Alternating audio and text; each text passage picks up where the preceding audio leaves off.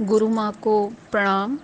पीताम्बरा परिवार के मेरे सभी बड़े सदस्यों को चरण स्पर्श और छोटों को बहुत सारा स्नेह व आशीर्वाद। आज मैं आप लोगों को एक सिद्ध संत जिन्हें हम स्वामी जी कहते हैं उनके बारे में बता रही हूँ कि वो मेरे जीवन में आए और किस तरह से उन्होंने मेरे जीवन को एक नई दिशा दी। बात जब मैं 13-14 साल की थी तो हमारा गांव में घर था मेरी दादी का। तो रोड की इस तरफ मेरा घर था दादी का और रोड के उस तरफ एक आश्रम था। आश्रम मतलब जो नर्मदा जी के परिक्रमावासी होते हैं उनको रुकने के लिए बनाया गया था। तो वहीं पर वो जिन्हें हम स्वामी जी कह रहे हैं कहते थे उन्हीं वही आके रुके थे वहाँ पे उनके घर में। तो हम लोग हमारी बुआ बोली चलो उनके यहाँ चलते हैं, एक सिद्ध महात्मा आए हैं अपन को मिलना है। तो हम लोग गए, मैं मेरी बुआ की लड़की, हम लोग 2-3 लोग चरण स्पर्श किए, बैठ गए। फिर सामान्य बात हुई, ने मेरा नाम पूछा, मेरी क्लास पूछी, इस तरह से फिर बात आई गई हो गई। कुछ दिनों बाद फिर मेरे शहर में जहाँ मेरे पापा सर्विस करते थे वहाँ मेरी माँ के एक मुँह बोले भाई थे, मैं यानी हम उन्हें मामा जी कहते थे। यहाँ पे वे उनके यहाँ स्वामी जी उनके यहाँ आए थे। तो हमारे जो मामा जी थे उनने बोला स्वामी जी से कि यहाँ पे मेरी एक मुँह बोली बहन रहती हैं, आप चलिए उनके यहाँ, वो लोग बहुत अच्छे लोग हैं, अपन मिलते हैं उनसे। स्वामी जी ने कहा ठीक है। जब वो हमारे यहाँ आए तो उन्होंने मेरे को देखा और वो हम लोगों को पहचान गए कि अच्छा हम तो मिल चुके हैं घर के। उस शहर में उनके कुछ 3-4 शिष्य भी थे जिनके यहाँ वे अक्सर आते जाते थे। इसी बीच में 94-93 में मेरे भाई की दुखद मृत्यु हुई। उसके कुछ माह बाद, लगभग 1 आध माह बाद वे हमारे घर आए और मेरी मानसिक स्थिति देखी, मेरी शारीरिक स्थिति देखी, बहुत कमज़ोर, और ये सब एक हादसा जो हुआ था भाई के साथ तो वो हमारे लिए बहुत विचित्र था, बहुत दहशत वाली घटना हुई थी। तो उसके कारण मेरा थोड़ा मानसिक जो था वो ठीक नहीं था। तो उन्होंने मेरी स्थिति देखते हुए बोला कि मैं आपको अपनी, आज से आप मेरी बहन हैं और आपके भाइयों की गिनती नहीं बिगड़ेगी। उन्होंने मेरे पैर छुए, मेरा जूठा खाया और फिर क्या कहते हैं उन्होंने मुझे सांत्वना दी। उस समय मैं लगभग 10वीं 11वीं पढ़ रही थी। उसके बाद फिर वो चले गए, वो अपनी साधना में लग गए, चले जाते थे हमेशा साधना करने। वर्ष की चारों नवरात्रि साधना चलती उनकी, बहुत सारी सिद्धियां थी उनके पास, स्वप्न वाली देवी सिद्धि, भूत भविष्य वर्तमान सभी देखने की सिद्धियां थी उनके पास, और भी बहुत सारी सिद्धियां थी। और 2-3 वर्ष में वो एक बार हमारे घर आते, जब वो इस तरफ आते तो हमारे यहाँ ज़रूर आते। इस प्रकार समय बीतता गया। 98 में हमारे घर आए, उस समय मैं एमए कर रही थी। पापा ने मेरी शिक्षक की नौकरी के लिए फॉर्म भरा था। मैंने तो हस्ताक्षर बस किए, बाकी पूरा फॉर्म पापा ने नहीं भरा। और स्वामी जी से हमने बताया कि हमें उस समय इंटरव्यू किसके माध्यम से ही नौकरी लग रही थी। तो स्वामी जी ने से मैंने बताया कि मेरे को भी इंटरव्यू देना। तो उन्होंने कहा इंटरव्यू के पहले आप एक काम करना, नर्मदा जी जाना और श्रीफल ले जाना, और एक पत्र उन्होंने मुझे बता दिया किस तरह से लिख लेना और ऐसा ऐसा बोलना नर्मदा जी में जाके। तो मैंने वैसा ही किया। उसके बाद मेरा इंटरव्यू 1 नंबर बहुत ही अच्छा गया। फिर 3-4 दिन के बाद लिस्ट निकली, उसमें मेरा सिलेक्शन हो गया। पापा बहुत खुश, भाई लोग, सभी लोग बहुत खुश, मेरी पोस्टिंग हो गई। और जब मेरी पहली सैलरी मिली तो मैंने उनके श्री चरणों में रख दी, यानी स्वामी जी के श्री चरणों में रख दी। तो वे अत्यंत खुश हो, गदगद हो गए। ये माँ नर्मदा का मेरे जीवन में पहला चमत्कार था। नौकरी लगना नहीं, शायद दूसरा, क्योंकि सिद्ध संत यानी स्वामी जी से मुलाकात भी तो नर्मदा जी की ही कृपा थी ना। और जैसा कि बोला ही गया है कि बिनु हरि कृपा मिला ही नहीं संता। तो मैं इतना समझ गई थी कि वे मेरे जीवन को एक दिशा देने के लिए ही आए हैं। फिर मैंने उनसे इच्छा जताई कि मुझे शिव पूजन करना है। मैंने सुन रखा था कि भाग्य के लिखे को तो कोई मेट नहीं सकता है, ब्रह्मा के लिखे को, लेकिन शिव जी ऐसे देवता हैं जो सब कुछ बदल सकते हैं। तो मेरा मन उन्हीं की पूजा के लिए होता था। तो मैंने उनसे पूछा तो उन्होंने मुझे पूरी वैदिक मंत्रों वाली विधि बताई शिव जी की। और उन्होंने कहा इस विधि से आप 16 सोमवार भी कर सकती हैं, या जैसा आप सोमवार रहना चाहें व्रत में, तो वैसे पूरी विधि भी कर सकते हो पूरे जीवन भर, या जब जैसी 16 सोमवार करके भी छोड़ सकते हो ऐसा। तो मैंने नहीं छोड़ा उसको, 16 सोमवार वाली विधि से ही करती रही, दूध दही घी शक्कर से स्नान कराना भगवान को, फिर पूरे सब कुछ बेलपत्र फूल धतूरा कौवा और भांग शमी, ये सब पूरी जो भी चीज़ें मीठा पान फल सब उनको चढ़ाती थी शिव जी को। इस तरीके से मुझे 20 वर्ष हो गए लगभग आज तक करते। फिर शिव पूजन करने से मेरे जीवन में बहुत से चमत्कार आए, और उन चमत्कारों के बारे में मैं आपको जीवन के चमत्कार करके जो ऑडियो अभी बनाऊंगी तो वो उसमें अगले ऑडियो में मैं आपको बता दूंगी। फिर प्रति सोमवार व्रत करती थी तो कन्या का हिस्सा भी बनता था, उसमें 3 हिस्से बनते थे, गऊ का, कन्या का और मेरा। तो मैं कन्या वाला हिस्सा लेके नर्मदा जी जाती, इसमें मुझे रात में 8-9 बज जाते थे। शाम को पूजा शुरू करती थी 6 बजे से, 2 घंटे पूजा करती और उसके बाद फिर 9 बजे करीब मैं जाती थी नर्मदा जी, तो भाई या पापा के साथ जाती थी। फिर इस तरीके से उन्होंने मुझे प्रतिदिन नर्मदा कवच करने के लिए 1 माला जप और हवन प्रतिदिन करने के लिए उन्होंने मेरे से कहा। मैं उस समय हवन का उन्होंने कहा कि प्रातःकाल, एक बात उन्होंने बताई थी कि हवन का, कि उन्होंने कहा कि प्रातःकाल जब आप 3:30-4 बजे हवन करते हैं अपन कोई भी, तो अदृश्य दिव्य शक्तियाँ दक्षिण से उत्तर की ओर गमन करती हैं, तो उनके हवन की खुशबू से वो आपको देखने ज़रूर आएंगी कि ऐसा कौन सा व्यक्ति है और किस मनोकामना से ये कर रहा है। तो ऐसा रहता है। फिर उस समय मैं अविवाहित थी, तो ब्रह्मचर्य का कोई सवाल ही नहीं उठता। मैं नहीं जानती थी कि ये साधना है। मेरे अंदर से बस मेरी आत्मा कहती थी कि मैं माला करूं, मुझे हवन करना बहुत आनंदित, मतलब मेरी आत्मा बड़ी आनंदित होती थी हवन करने में। तो मैं 1 माला जप और उसी का 1 माला हवन करती थी। लगभग 1 वर्ष या उससे शायद कुछ कम समय मुझे हुआ होगा ऐसा करते, और मुझे बहुत ही अधिक दिव्य अनुभव होने लगे। एक तो शिव जी का वैदिक पूजन, दूसरा नर्मदा जी की साधना, तो ये दोनों मेरे तपोबल को बढ़ाने में बहुत सहायक हुए। मेरे साथ बहुत सारे चमत्कार होने लगे। मैंने स्वामी जी से भी बताया तो वो बहुत खुश हुए। फिर उन्होंने फिर इसी बीच मेरे किसी परिचित को एक शुगर की बीमारी हुई। शुगर की बीमारी जो होती है वो हो गई, तो उसका जिक्र मैंने उनसे किया। तब उन्होंने उनसे कहा कि जिनको शुगर थी उनसे कहा, उन्हें सांत्वना दी और कहा कि अरे चिंता नहीं करो, गणेश जी को भी तो शुगर है। ऐसा उन्होंने बोला। शिव पूजन के लिए जब उन्होंने मुझे आदेशित किया तो मैं इन वैदिक मंत्रों से पूजन करती रही जो उन्होंने मुझे लिखवाए थे, बताए थे।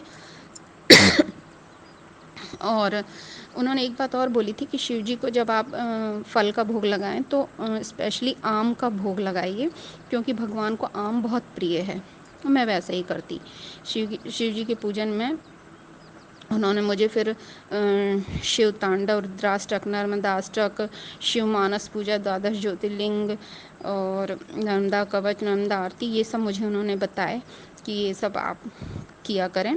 तो मैंने एक चीज़ नोटिस करी कि मैं जब हम कोर्स का पढ़ती थी तो मुझे याद नहीं होता था, लेकिन ये सब चीज़ें मैंने 1-2 बार ही पढ़ी और मुझे फटाक से सारा याद हो गया।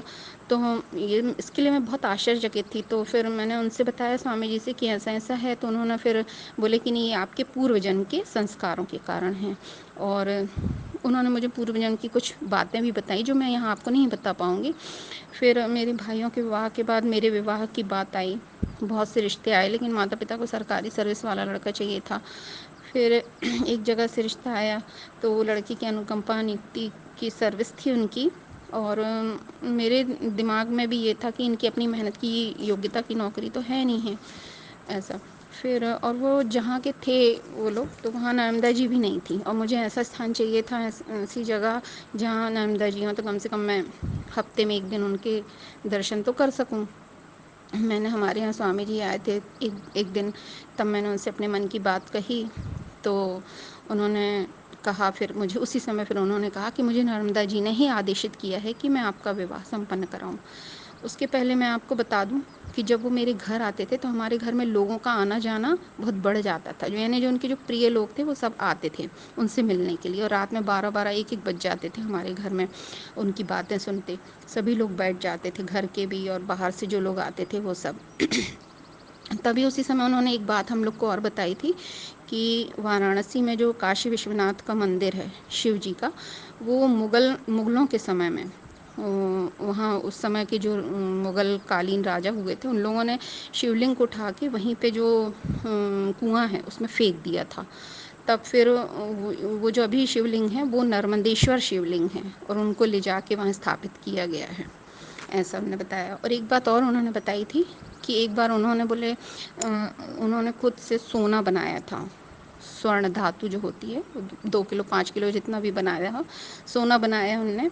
और जब वो बन गया, एक उनको एक मुस्लिम जो फ़कीर लोग होते हैं, संत उनके भी, वो उनकी जाति में, तो वो भी मिल गए थे। तो दोनों जन ने मिलके वो सोना बनाया था। फिर उसको बोले हम लोग ने ब्रह्मपुत्र नदी में विसर्जित कर दिया उस सोने को, कोई यूज़ नहीं था, ऐसा बोल के बताया उन्होंने। फिर मेरे विवाह में कुछ ग्रहों की परेशानी थी, इसके लिए उन्होंने 2 बड़े-बड़े अनुष्ठान मेरे ही घर पर किए और उन्होंने मुझे एक पौधा ला कर दिया जिसे सीता अशोक कहते हैं। तो वो बहुत चमत्कारी पौधा है। इसी अशोक के नीचे अशोक वाटिका में रावण के यहाँ सीता जी बैठी थीं, ये वही वाला पौधा है। ये बहुत चमत्कारी है। ये किसी भी महिला के सौभाग्य में वृद्धि होनी होती है, उसी के घर में वो बढ़ता है और जीवित रहता है, और नहीं तो वो सूख जाता है। और एक शमी का पौधा भी उन्होंने मेरे को ला के दिया था और उसका पूरा विधि विधान भी उन्होंने मेरे को बता दिया था। और उन्होंने एक सौभाग्य अष्टोत्तर शतनाम स्तोत्र होता है देवी ललिताम्बिका का, वो भी उन्होंने मुझे ला के दिया और बोला इसको रोज़ पढ़ना है आपको। और फिर वो अपनी इस तरह से मुझे बता के पूरी विधिन फिर वो चले गए। तो जैसा मैंने आपको बताया कि वो हमेशा अपनी साधना के लिए चले जाते थे। तो फिर उन्होंने एक बार जब वो आए तो फिर उन्होंने कुछ ऐसी घटनाएं मुझे बताई कि मैं एक बार नर्मदा जी के बीच में, मतलब कहीं किसी जंगल में जहाँ नर्मदा जी प्रवाहित होती हैं उस वहाँ पे बोले गया था, तो वहाँ कई बार पानी सूख जाता है, तो वहाँ पे पत्थर निकल आते हैं। तो वहीं बीच में बैठा हुआ अपनी साधना कर रहा था और बोले साधना में मन थोड़ा सा विचलित था, तभी एक अत्यंत तेजस्वी एकदम सफ़ेद कपड़ों में अत्यंत दिव्य, बोले मैं समझ ही नहीं पाया एकदम, और सामने आ गए और उन मेरे से बोलने लगे कि क्यों विचलित हो।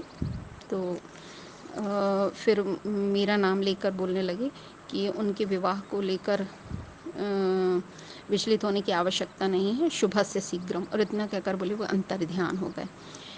फिर स्वामी जी एक बात और आगे बताई कि बोले मैं जब पीताम्बरा पीठ मध्य प्रदेश में है वहाँ गया था, तो वहाँ मेरे एक सिद्ध संत थे जिनकी बोले बगलामुखी सिद्ध थी, वो बहुत बुज़ुर्ग थे और उनके पास बैठा था, तो वो मेरे मन को पढ़ रहे थे और उन्होंने थोड़ी देर के लिए बोले आंखें बंद करी, और फिर थोड़ी देर बाद जब उन्होंने खोली तो वो कहने लगे कि जिनके विवाह को लेकर आपका मन विचलित है उनसे नर्मदा जी ने स्वर्ण दान लिया है, शुभ से शीघ्रम, इस तरह कहा उन्होंने।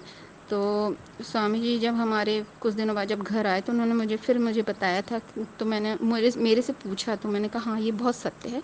सोमवती अमावस्या के दिन जब मैं नर्मदा जी स्नान के लिए गई थी तो वहाँ मेरे एक कान का गिर गया था। तो हमने पंडित जी को दिखवाया था जो पत्रा देखते हैं, तो उन्होंने बोला कि वो जल में ही पड़ा है और किसी को मिलेगा नहीं, आपको भी नहीं मिलेगा, किसी को भी नहीं मिलेगा, ऐसा। तो ये संक्षिप्त में मैं सब आपको बता रही हूँ, बहुत संक्षिप्त में, कि स्वामी जी जिनने उनने मेरे लिए जो लड़का देखा वहीं वो मेरी शादी तय हुई। और जिस दिन मेरी लगन जानी थी उसके पहले मैं आपको बता दूं, उस समय के जिस दिन लगन जाने से उसके पहले ही 15 दिन पहले से तो हमारे घर में ही थे मेरे बड़े भाई जो क्लास 1 ऑफिसर हैं। उन पर 2-3 लोगों ने हरिजन एक्ट लगाया था उन्हें फंसाने के लिए झूठा। फिर मैंने स्वामी जी से निवेदन किया कि उनकी इस समस्या का समाधान कीजिए, और स्वामी जी ने मेरी बात मान ली और उन्होंने फिर 24 घंटे 48 घंटे का अनुष्ठान किया एक, इसमें उन तीनों लोगों ने जिनने हरिजन एक्ट लगाया था उसमें से एक की तो एक्सीडेंट में मौत हो गई और 2 लोग माफ़ी मांगने घर आ गए, बोले सर हमें माफ़ कर दो, हम केस वापस लेते हैं, इस तरीके से। मैंने जैसे 7 को मेरी लगन जाना है और 6 तारीख को वो लोग माफ़ी मांगने आ गए थे, ऐसा। फिर विवाह के पूर्व एक बात उन्होंने कही थी कि आपके जन्म देने वाले मेरे से बोला कि आपके तो जन्म देने वाले माता पिता आपको नहीं जान पाए, तो आप स्वयं नहीं जानती कि आप कौन हैं, तो आपके ससुराल वाले आपको क्या समझेंगे, इस तरीके से उन्होंने बोला। तो मैं उस प्रश्न का उत्तर आज भी ढूंढती हूँ कि मैं कौन हूँ, इस तरीके से मन में कई प्रकार के विचार आते हैं। फिर 2006 में विवाह हो गया। विवाह भी बड़ा अद्भुत था, जो प्राचीन समय में अपन सुनते हैं पढ़ते हैं उस टाइप का विवाह हुआ कि वरमाला के पूर्व हमारे स्वामी जी आ गए, वहीं स्टेज पर उन्होंने मेरे पैर छुए, मेरे पतिदेव ने उनके पैर छुए, मंगल श्लोक गान, स्वस्ति वाचन, और 3-4 पंडित जब स्टेज पर खड़े होकर माइक में गा रहे थे ये सब, तो मुझे बहुत अच्छा लग रहा था और मुझे लगा मैं त्रेता युग सतयुग में हूँ। उन्होंने मुझे बहुत सारा आशीर्वाद दिया, एक पत्र भी दिया जिसमें 2 लाइन बस मैं आपको बताती हूँ, जो सीता जी को उनकी माता ने कहा था, सास ससुर गुरु सेवा करूँ, पति आज्ञा आयुष अनुसार हूँ, यानी सास ससुर गुरु इनकी सेवा करूँगी और पति की आज्ञा के अनुसार चलूँगी। ऐसा विवाह के पूर्व उन्होंने मुझे ससुराल की सारी स्थितियाँ समझा दी थी कि ये परेशानियाँ आपको आएंगी और आपको शांत रहकर बुद्धिमानी से समय बिताना है, कभी मायके में कभी ससुराल में, कभी आपकी सर्विस है, यानी सर्विस जहाँ थी वहाँ दादी के गांव में थी मेरी सर्विस, तो वहाँ पे फिर पतिदेव की सर्विस नहीं थी, वो बहुत योग्य थे। बस संक्षिप्त में इतना जान लीजिए कि वो हमेशा मेरिट में आए हैं। शादी के बाद मेरी मुलाकात कुछ दिनों बाद फिर उनसे स्वामी जी से हुई, उन्होंने बहुत आशीर्वाद दिया और फिर उसके बाद शादी के बाद फिर वो मेरे घर मायके में आना जाना उन्होंने बहुत कम कर दिया था, क्योंकि फिर उनकी सेवा करने का काम बहुत कठिन होता था ना। और फिर बोला ही गया है, राजा जोगी अग्नि जल इनकी उल्टी रीत, परशुराम डरते रहो थोड़ी राखो प्रीत। तो उनकी सेवा करना बड़ा कठिन था, क्योंकि मैं जब थी तो सुबह 3:30 बजे उठ के उनके लिए पानी गर्म करके दे देना होता था, स्नान के लिए हवन के लिए अग्नि प्रज्वलित करनी पड़ती थी। हालांकि वो ये सब के लिए मना करते थे कि मैं गर्म पानी से स्नान नहीं करता हूँ, लेकिन फिर भी मेरे पापा जी करते रहते थे ये सब, तो मुझे लगता था कि मैं ही कर दूँ। मना करने के बाद भी ज़बरदस्ती हम लोग दे देते थे उनके लिए। और हमारा क्षेत्र भी बहुत ठंडा था, वहाँ 3 तरफ नर्मदा जी से घिरा हुआ था, तो ठंड बहुत पड़ती थी, ठंडी के समय की बता रही हूँ। इस तरीके से कई चीज़ें, और फिर उनके आने जाने वाले भी घर में रहते थे, तो उनकी भी सेवा कर मतलब उनकी भी ख्याल रखना पड़ता था ज़्यादा उनके लिए। उनका कहना था कि मेरा नहीं, मेरे जो मिलने वाले आते हैं उनका ज़्यादा आप सम्मान करिए, इस तरीके से तो बहुत वो करना पड़ता था व्यवस्था। इस प्रकार धीरे धीरे हम भी अपनी शादी के बाद घर गृहस्थी में लग गए, और वो भी अपनी साधना में और नंदा जी की परिक्रमा में चले गए। फिर अभी लॉकडाउन के समय की बात थी कि मैंने उन्हें फ़ोन पर एक मैसेज किया, मैंने कहीं से उनका फ़ोन नंबर मुझे मिल गया था, तो मैंने पता करी थी तो मुझे मिल गया था। तो मुझे पता चला कि वो फ़ोन रखते हैं, तभी मैंने उनका फ़ोन पता किया तो पता चला कि हाँ है फ़ोन नंबर उनका। फिर उनका एक छोटा सा कीपैड वाला मोबाइल वो रख रहे हैं। तो फिर कुछ उनके जो शिष्य लोग थे उन लोगों ने ज़िद करी थी, इसलिए वो रखने लगे थे। फिर मैंने उनको एक एसएमएस किया, जिसको पढ़कर उन्होंने तत्काल मुझे फ़ोन लगाया और बहुत खुश हो गए, बहुत खुश। मैं इस बात को उनसे जो उनसे हुई, मतलब जो उनसे मेरी बात हुई, वो मैं आपको, फिर उन्होंने जब मुझे फ़ोन लगाया तो उनसे मेरी बात हुई, करीब 45 मिनट बात हुई मेरी उनसे। तो मैं आपको बहुत संक्षिप्त में बता रही हूँ। तो उन्होंने मेरे पतिदेव को पूछा, मेरे सुपुत्र को पूछा, मैंने कहा सब ठीक है आपके आशीर्वाद से। मैंने उनसे कहा कि आप टच वाला मोबाइल क्यों नहीं लेते, उसमें वीडियो कॉलिंग हो जाती है। तो वो कहने लगे हमारी वीडियो, तो वो बहुत वो हंसने लगे थोड़े और बोले हमारी वीडियो कॉलिंग तो हम आँख बंद करते हैं और हो जाती है। फिर मैंने उन्हें घर आने के लिए निवेदन किया, तो बोले ज़रूर आऊँगा। मैंने पूछा अभी कहाँ हैं आप, तो बोले गुजरात में पावागढ़ में हूँ, और कुछ कामाख्या के संत मुझे मिल गए हैं, तो मैं उन्हीं लोगों के साथ में हूँ, और जैसे ही स्थितियाँ सब सामान्य होंगी तो मैं आपके घर ज़रूर आऊँगा। एक घटना मुझे और याद आती है कि एक बार बहुत पहले जब वो मेरी शादी नहीं हुई थी उसी समय की बात थी, तो वो मेरे घर में जब आए थे, तो मेरी तीसरे नंबर वाले भैया भाभी को देखकर, जब पैर छुए उन्होंने भाभी ने, तो उनको देखकर उन्होंने मुझसे एकांत में बोला कि मुझे, मेरा नाम लेके, कि मुझे इनकी यानी आपकी भाभी के चेहरे पे जो वैधव्य योग दिखता है, तो आप एक काम करिए, मुझे कुछ संकल्प के चावल दे दीजिए। तो मैंने 2 मुट्ठी करीब चावल उनको दिए, फिर उससे उन्होंने अनुष्ठान किया था। और भी बहुत सारी बातें, बहुत सारी घटनाएं हैं। तो ऑडियो वैसे ही बहुत लंबा हो गया है और हो जाएगा। तो गुरु माँ, आप जो कहती हैं ना कि हमारे पूर्व जन्म के कर्मों के कारण ये सिद्ध संत महात्मा योगी हमें मिलते हैं, तो ये बिल्कुल सत्य है।